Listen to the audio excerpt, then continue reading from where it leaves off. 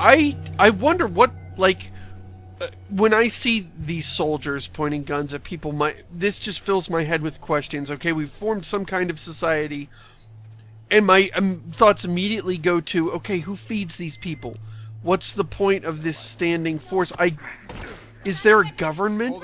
And if people hate this government so much, why don't they move? There's plenty of space. Is it because this place has been cleared out? I guess I don't understand the mechanics of it, and keeping this large standing army seems like a huge drain on resources that should be used. Well, for I mean, food. you do have to defend against all the zombies that apparently have the ability to come through everything. Yeah, I guess. That is one minor difference in this versus other zombie games, is that the zombies here really are kind of a threat. Like, even one of them really is a dangerous threat. This isn't Romero zombies or Dead Rising zombies where they're slow and they just sort of follow noise, or I guess they do follow noise, but you know what I mean. Yeah, they're fast, and where they're slow even and a little dumb, basically. Yeah, they're a little bit smarter and a little bit faster here. No, I don't understand that scene back there because I couldn't hear what was being said. But why did they shoot that person? Were they checking them for smuggling stuff, or that they were checking to see if these people were infected? Oh, basically, okay. Apparently they found some way to do that with an electronic device that they had, and you noticed the one woman they found was infected, and then I guess they gave her an injection or something and killed her. I'm not sure. Then the other guy freaked out and just tried to run, and then they shot him.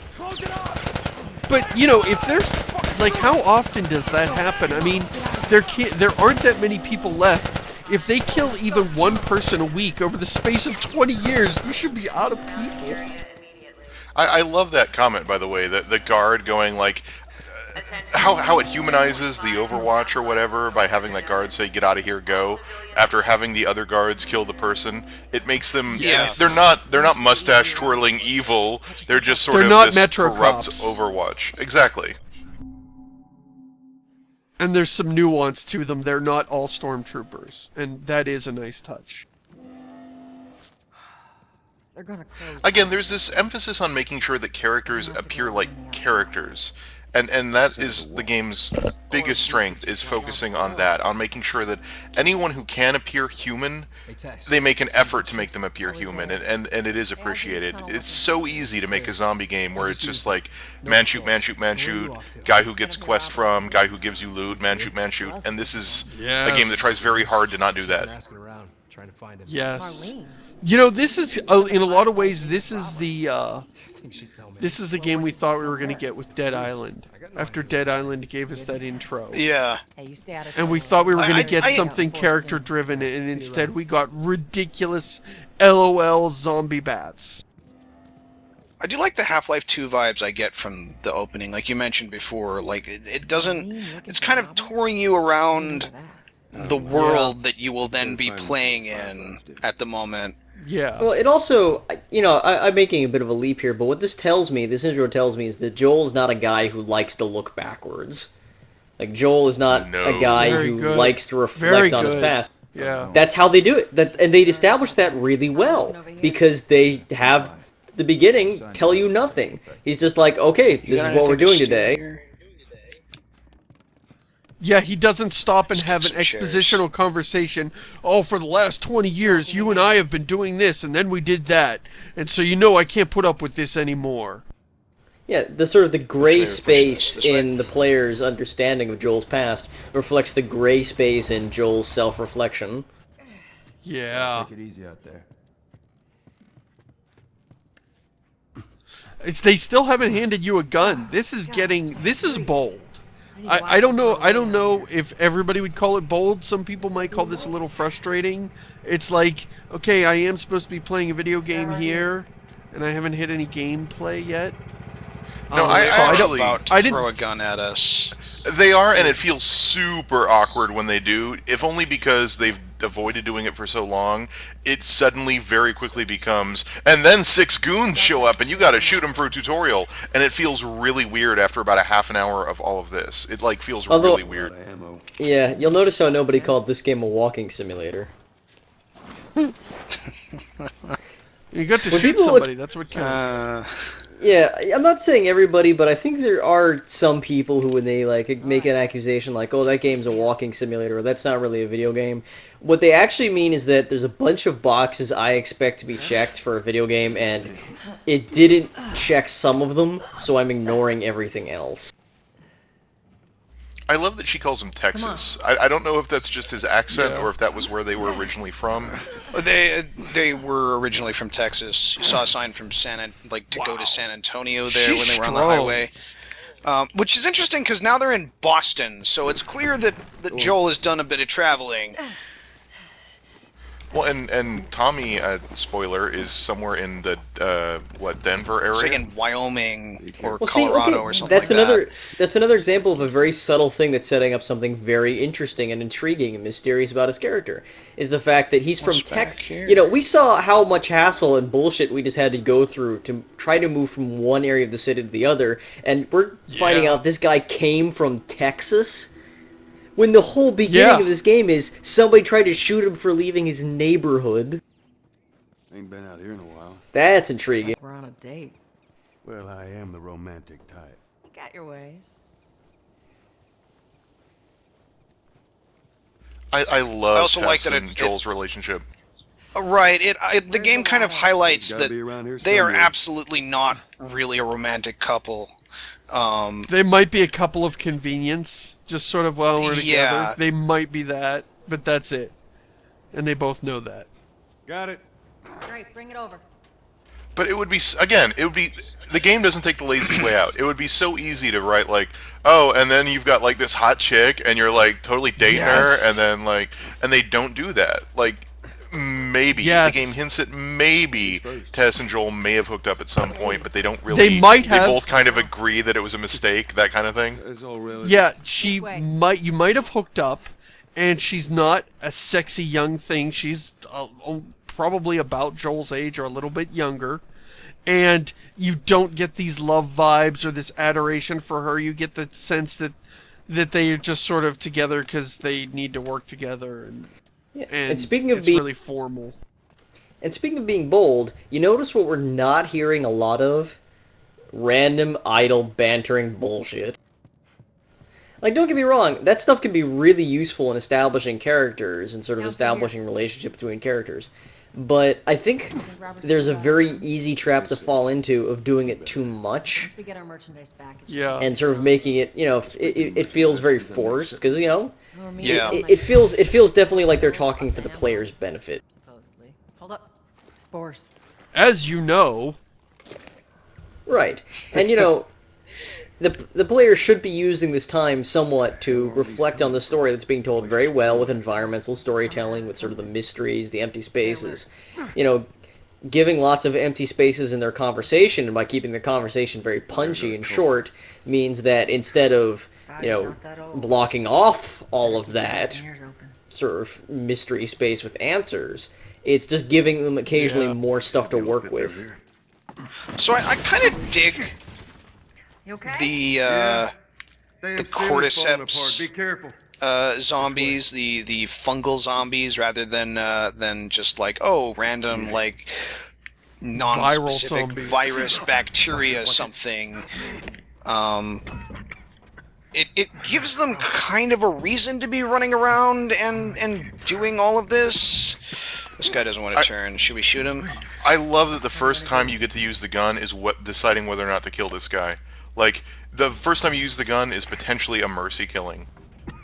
Yeah. Come out of his misery. I did not see this in the highlight reel that I saw, and that's really something. Wow. And this is where the tabletop... Yeah. This is where the tabletop gamer sitting behind their desk goes, why don't we just, like, stomp him to death? That's a waste of a bullet. The first time I came through here, I missed the dialogue where he says, "Don't let me turn," and I was like, why can't we try to rescue him? What's going on?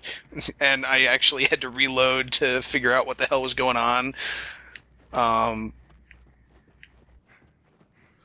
because he's breathed too much of this gas or whatever, so he's boned. Well, I think it was actually infected. bitten. That's the other thing, is that despite being fungus. It still seems to spread primarily through bites, which doesn't make a whole lot of sense to me. Yeah. They also cut that decision really close by giving you 2 bullets to decide with. You know, if they'd given you more bullets, it'd have been like, wait, actually, hold on. Oh, never mind. There's like 5 bullets.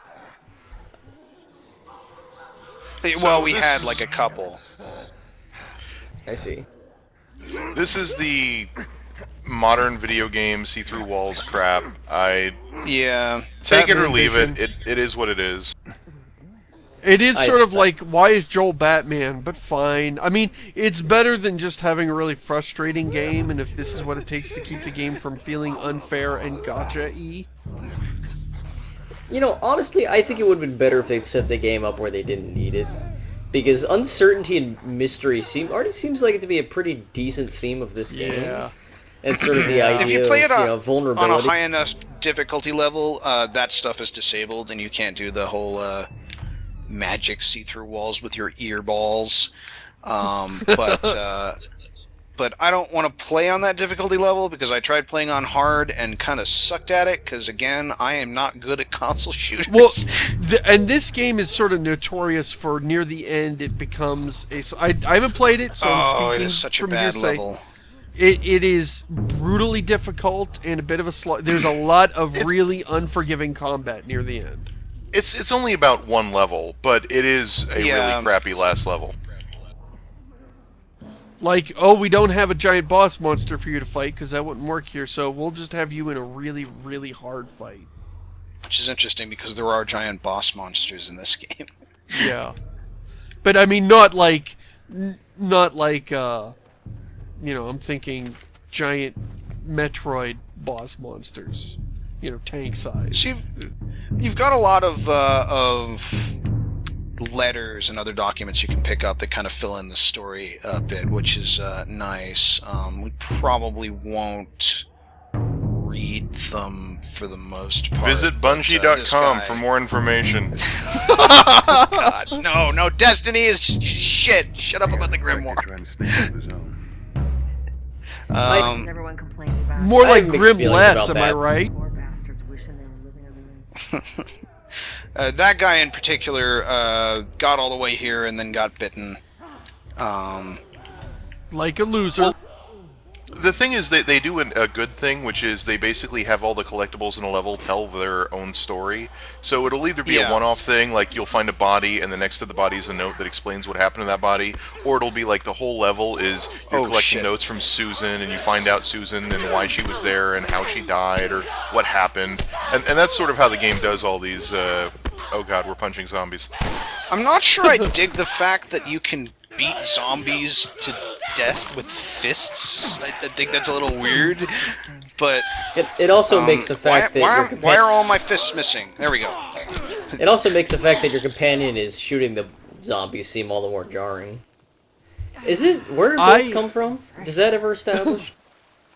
Where do what? Bullets. Where do bullets come? No, they do not answer the question of where do bullets come I am from. Like, okay. say, You know what? Metro does. I am going to be cringing for the rest of this game whenever I see like an Overwatch dude shoot somebody. Yes. I'll be like, why? Okay, I love that this game being built around fungus and sort of plant-based enemies has this overgrowth everywhere. For one thing, that makes it incredibly gorgeous. It sets it apart this from game every definitely- other. And every other apocalypse is always like concrete dust and rubble. It's always very gray and brown. It's the brown stuff. You know, even The Walking Dead suffers from that a lot. And this game is a lot of like, lush. owing to its 20 years after everything went down, kind of like, hey, the world is still continuing even without humanity, and maybe. But it also to the means world's all that benefit. green. Yeah, but also all that green is kind of threatening because you associate that with the zombies. So it's sort of not only is it illustrate how bad things, how long it's been, but it also thematically kind of works of like how much of the world has been claimed by this. Yeah. All right, where's this? There it is. I'm glad you know where you're going. Here. Well, I got lost here, actually. Oh, you're so on this bored. particular spot. it is interesting that, again, now we're on to puzzle solving kind of stuff, and they keep the shooting off for as long as they can, and I respect them for that, because you'll see once we get there, but it really does become like shoot as soon as the shooting starts, and it's very jarring to compare like all this quiet talking puzzles. I kind of wish the game was like 80% this and 20% shooting instead of 20% this and 80% shooting.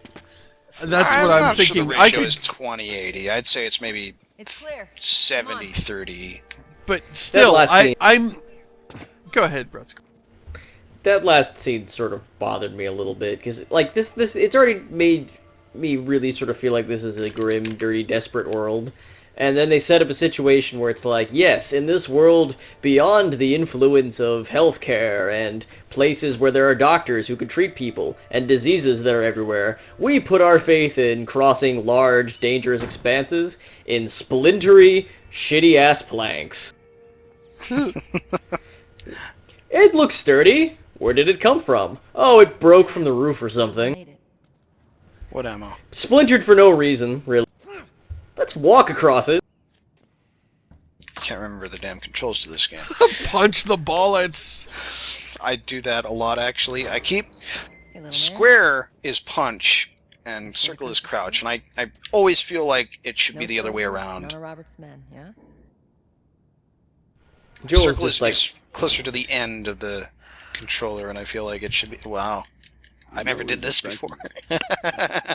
Well, that'll make it more Let's do this in every cutscene now.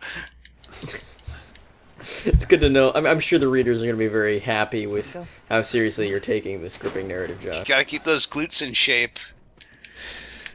Like, what would Joe be? About 50, do you think? He was probably 30 at the least opening of the 50. game. Not Yeah. now. You hear me? Okay. You can do that.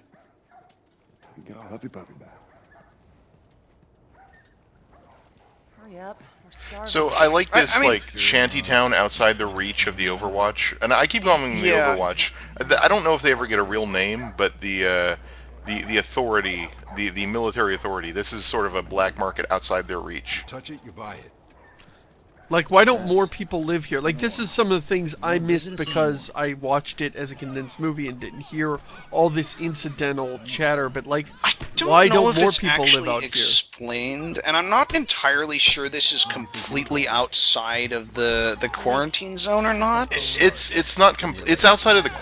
It's outside of the immediate city.